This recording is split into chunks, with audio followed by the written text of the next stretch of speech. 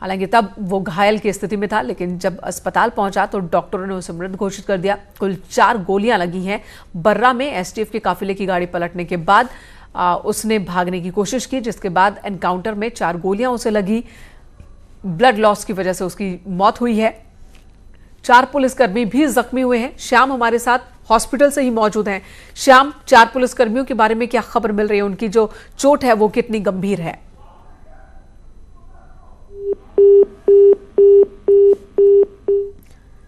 श्याम से संपर्क टूट गया है, लेकिन एक बार फिर से आपको बता दें जो आज की सबसे बड़ी खबर है कि विकास दुबे का खात्मा हो चुका है। विकास दुबे जिसकी गिरफ्तारी कल होती है, कल उज्जैन में उसकी गिरफ्तारी होती है। पुलिस टीम उसे गिरफ्तार करती है, मध्य प्रदेश की पुलिस, और फिर यूपी पुलिस उसे लेकर के आती है। अमित गंजू का रुख एक बार फिर से करते हैं। अमित, आपके पास आ रही हूं। देखिए मेनका जी, मैं आपको बताना चाहूंगा कि इसमें एक चीज जो सूत्रों के हवाले से निकल के फिर एक और आई है, जैसे हर खबर को न्यूज 18 ने इस वारदात में जो सबसे दिल दहलाने वाली घटना थी उसमें न्यूज 18 ने हर पल पर एक एक चीज सबसे पहले बताई, चाहे वो उसके भागने का मामला हो, चाहे उसके ठिकानों का मामला हो, चाहे एनकाउंटर का मामला हो, और सबसे पहले अपने दर्शकों को बताया। अब सबसे बड़ी चीज जो इसमें डिस्क्लोज हो रही है कि इन लोगों ने पूरा रास्ते भर ड्राइवर, क्योंकि जो ड्राइवर यहाँ से गया था पूरी गया और यही ड्राइवर लौट के वापस आया है, तो कहीं ना लंबा एक्सर्शन रही गाड़ी को, और उसके पीछे कुछ गाड़ियाँ लगी थी। ये चीज़ अभी हम कुछ सूत्र बता रहे हैं कि गाड़ियाँ कुछ पीछे लगी थी, और जिसके बाद से इनको ये था कि जल्दी से जल्दी वहाँ पहुँचाया जाए। इस पूरे में गाड़ी ओवरटर्न हुई, जिसका फ़ायदा विकास दुबे ने उठाने की कोशिश की थी। और आप देख सकते हैं कि अब इस पर पट्टा लगाया जा रहा है कि do not cross this road. तो अब चलिए हम कोशिश करते हैं कि एडीजी यहाँ खुद मौजूद हैं, कुछ क्या बताते हैं। आइए हम अपने कैमरामैन से कहूँगा जरा उस तरफ चल के एक बार। जयनारायण सिंह कुछ बता रहे हैं कि उनसे चल के देखा जाए कि क्या जी। लेकिन मैंने कहा एक चीज तय है कि इतने दिन से पुलिस को 7 दिन तक छकाने वाले व्यक्ति का आज अंत हुआ। कहीं ना कहीं जो शहीद लोग हैं, जो पीड़ित परिवार है, उसको कुछ ना कुछ आज राहत जरूर दिल को मिलेगी, क्योंकि जिस प्रकार से उसने आए दिन 2001 की बात हो, 2004 की बात हो या 2016 की बात हो, पुलिस को कहीं ना कहीं धता बता के बताता। और खासकर अब देखना ये होगा जो भेदिए थे, जिसके जैसे ऐसे जो विभीषण थे, जिसकी वजह से जवान शहीद हुए, उनके साथ पुलिस क्या कार्रवाई करती है। हालांकि उनको तो कोर्ट भेज दिया गया है, बाकी 16 लोग जिनकी तलाश है वो कहाँ हैं। जी बिल्कुल, तो लगातार जांच अपनी दिशा में बढ़ती रहेगी और जांच अपनी दिशा में जारी। लेकिन इसी बीच जो बड़ी खबर है वो यही, अमित गंजू इस मौके पर मौजूद है, हमारे सहयोगी दिखा रहे हैं कि क्या कुछ कैसे हुआ होगा यहाँ पर, और पूरा वाकया अमित गंजू ने दिखाया। और ये वो गाड़ी दिखा रहे हैं हम आपको जिससे विकास दुबे को एनकाउंटर के बाद लाया गया अस्पताल। और जो तस्वीर आप देख पा रहे हैं उसमें विकास दुबे ही है जिसे स्ट्रेचर पर हॉस्पिटल के अंदर ले जाया गया, लेकिन डॉक्टर्स ने उसे मृत घोषित कर दिया। हैलेट हॉस्पिटल ले जाया गया उसकी हालत की गंभीरता को देखते हुए। और इससे पहले चूंकि हादसा हुआ था, एसटीएफ की गाड़ी का हादसा हुआ था, तो उसमें भी चोट पहुंची थी और 4 पुलिसकर्मी जो उसमें मौजूद उन्हें भी चोट पहुंची थी। इस वजह से इन्हें पहले ही हॉस्पिटल ले जाए जाने की कोशिश थी, लेकिन इस दौरान वो हमला कर देता है। विकास दुबे जख्मी पुलिसकर्मियों का हथियार छीनकर टीम पर ही हमला कर देता है, और तब एसटीएफ की ओर से जब रुकने के लिए कहा जाता है वो रुकता नहीं है और जवाबी कार्रवाई। कितने राउंड फायरिंग हुई थी सर? कितने राउंड फायरिंग हुई है?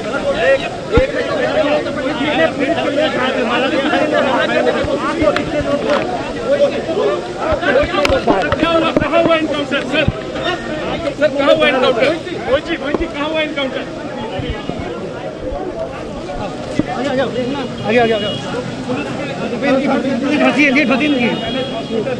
यहाँ पर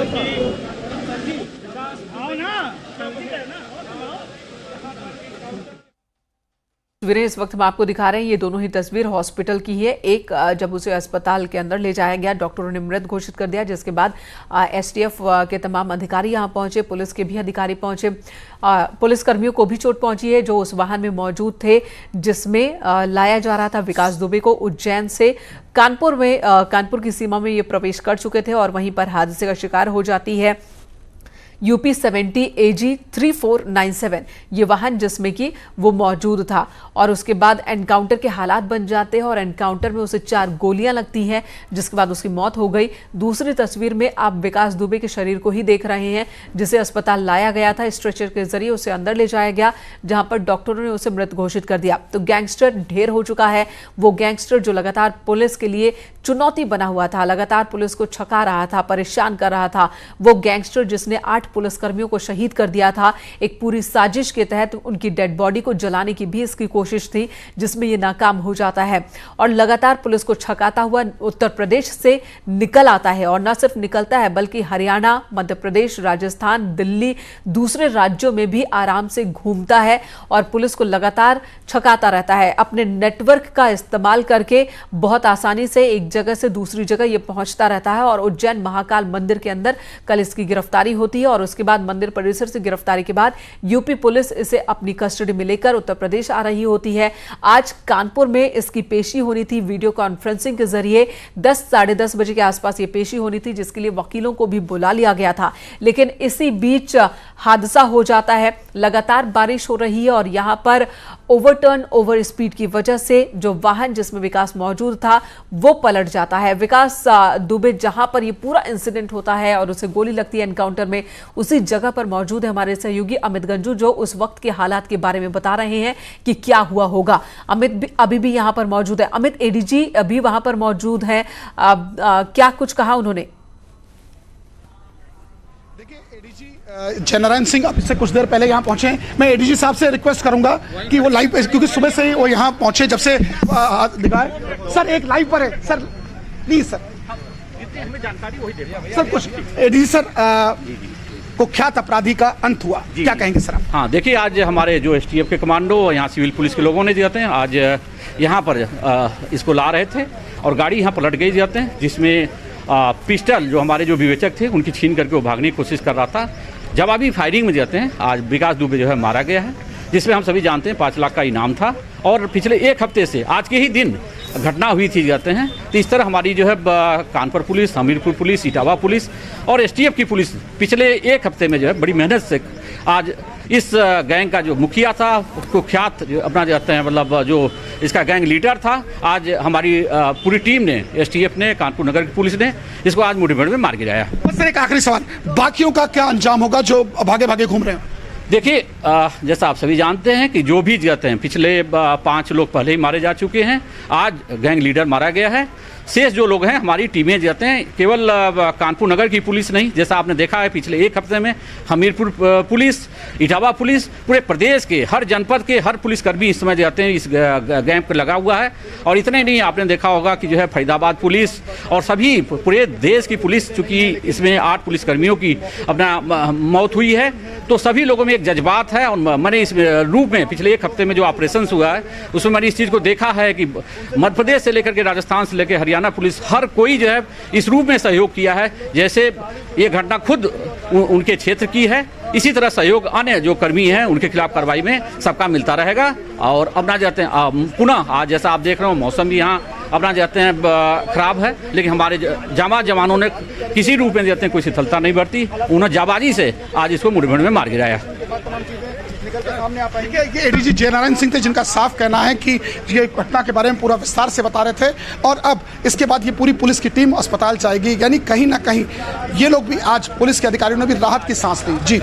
जी, क्या इन्फॉर्मेशन उन पुलिसकर्मियों के बारे में मिल पा रही है जो इस गाड़ी में मौजूद थे और वो भी हादसे में जख्मी हुए थे, चोटिल, उनकी चोट कितनी गंभीर है? जवाबी फायरिंग में हमारी पुलिस, देखिए निश्चित तौर पर इसमें जो उत्तर प्रदेश की एसटीएफ के अलावा जनपद की पुलिस भी थी, और कहीं ना कहीं जनपद की पुलिस ने इसमें एक इंस्पेक्टर नवाबगंज रमाकांत पचौरी का नाम आ रहा है, जिन्हें इसमें चोट वोट आई है। और उसके अलावा एक कांस्टेबल की बात आ रही है और एक एएसआई की भी, क्योंकि निश्चित तौर पर कहीं ना कहीं जब भागने का प्रयास हुआ तो पुलिस को जब पुलिस की आर्म्स को छीन के भाग गए, एज यूजुअल वो अपनी शातिरपंती या अपनी तेज स्पीड का दिखाने का प्रयास किया, लेकिन और पुलिस ने इस बार एक भी मौका नहीं चूका और उसे मार गिराया। जी। जी अमित बने रहे हमारे साथ। 3 तस्वीरें इस वक्त टीवी स्क्रीन पर हमारे सहयोगी देख पा रहे हैं, हमारे दर्शक देख पा रहे हैं। एक पहली तस्वीर जो उस जगह की है जहां पर एनकाउंटर होता है, जहां पर एसटीएफ की टीम की जो गाड़ी है, काफिले का गाड़ी वो हादसे का शिकार होती है, जिसके बाद विकास ने भागने की कोशिश की। दूसरी तस्वीर है हॉस्पिटल के अंदर की तस्वीर, जहां पर इस वक्त घायल पुलिसकर्मियों को भी लाया गया है और यहीं पर विकास दुबे के मृत होने की पुष्टि डॉक्टरों ने की। तीसरी तस्वीर ये विकास दुबे की डेड बॉडी की है, जब उसे अस्पताल के अंदर लाया गया था खून से लथपथ, और इस तरीके से मुठभेड़ में ढेर हो गया विकास दुबे, और जो लगातार परेशान कर रहा था पुलिस को। और न सिर्फ पुलिस को इसने चुनौती दी थी, बल्कि यूपी सरकार के सामने चुनौती पेश की थी, जिस तरीके से इसने पुलिस टीम पर घात लगाकर हमला किया था। तत्कालीन सीओ जो लगातार इसके कारनामों को उजागर करने में जुटे हुए थे, उनके खिलाफ ये पहले से ही इसने खुद कबूल किया है कि इसके व्यक्तिगत इसकी दुश्मनी हो गई थी, क्योंकि उन्होंने इसे देख लेने की धमकी कई बार दी थी और यही वजह है कि उनकी हत्या कर दी गई। हालांकि विकास ने अपने कबूलनामे में कहा कि इसने देवेंद्र की हत्या नहीं की थी, बल्कि इसके एक साथी ने की थी, और वो भी इसके मामा के घर के आंगन में। साथ ही कबूलनामे में विकास ने यह भी बताया था एमपी पुलिस को कि इसका मंसूबा कितना खतरनाक था। इसका मंसूबा साफ था कि पहले पुलिसकर्मियों को मारो और उसके बाद उनकी डेड बॉडी को जला दो, ताकि सारे सबूत नष्ट हो जाए। इसे इस बात का पूरा भरोसा था और यकीन था कि अगर ये कानपुर में इस वारदात को अंजाम देता है और पुलिसकर्मियों की डेड बॉडी को जला देता है, तो कोई सबूत बचेंगे नहीं और ये बच निकलेगा, इससे कुछ नहीं होगा। और शायद यही वजह है कि उसने इतने बड़े अपराध को अंजाम दिया, इसने इतना बड़ा कदम उठाया था पुलिस टीम पर हमला का, इसने प्लानिंग की और उसके बाद हमले को अंजाम भी दिया।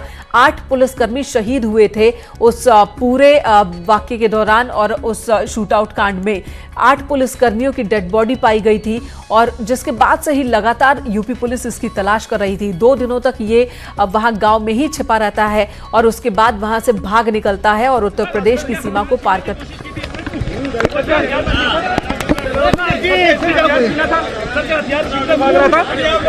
सर क्या हथियार छीन कर भाग रहा था?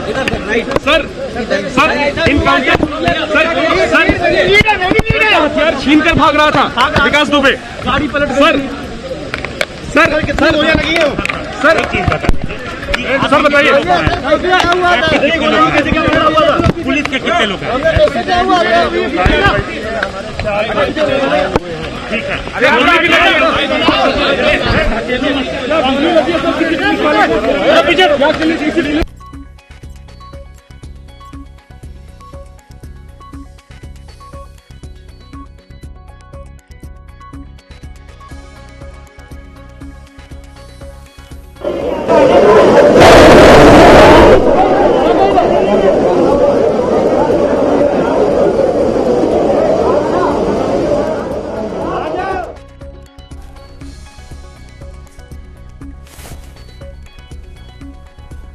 तो पूरा भरोसा था विकास को कि अगर वो चकमा देने में कामयाब हो जाता है पुलिस टीम को यहां पर, तो वो बच निकलेगा। यही वजह है कि हादसा होने के बाद वो भागने की कोशिश करता है, एसटीएफ का हथियार लेकर भागने की कोशिश करता है। और जब सभी लोग जानते हैं कि यहाँ पर अभी गाड़ी पलट गई और इसका फायदा उठा करके हमारे जो विवेचक थे पचौड़ी जी, उनकी पिस्टल छीन करके जो है भागने की कोशिश किया, जिसमें एक मुठभेड़ हुई, जिसमें दुर्दांत अपराधी जाते हैं विकास दुबे घायल हुआ, जिसको अस्पताल में जाते हैं उसको डेड डिक्लेयर किया गया। डिक्लेयर डेड कर दिया गया? हाँ, कर दिया गया जो है। तो कैसे भाग रहा था, कैसे वो भागने की कोशिश कैसे किया उसने? वो अभी एसटीएफ की और जो उस समय की टीम थी जाते हैं, कुछ लोग घायल हैं, अभी हम उनसे वार्ता करके आपको अवगत कराएंगे। क्या उसे पिस्टल वगैरह भी छीनने की कोशिश? वो तो मैंने आपको अभी बताया कि पचौड़ी जी की पिस्टल जो है छीन करके भागने की कोशिश किया, उसी में मुठभेड़ हुई है और उसमें उसने फायर किया था पुलिस पार्टी में, जिसमें जवाबी फायरिंग में हमारे पिस्टल के हमारे जो एसटीएफ के कमांडो थे, उन्होंने जाते हैं उसको मुठभेड़ में मार गिराया। कौन था भाई? तो विवेचक का पिस्टल लेकर के, उनकी पिस्टल लेकर के भागने की कोशिश। और सौरभ इस वक्त हमारे साथ मौजूद है, हमारे सहयोगी विकास दुबे के गांव से। सौरभ, इस वक्त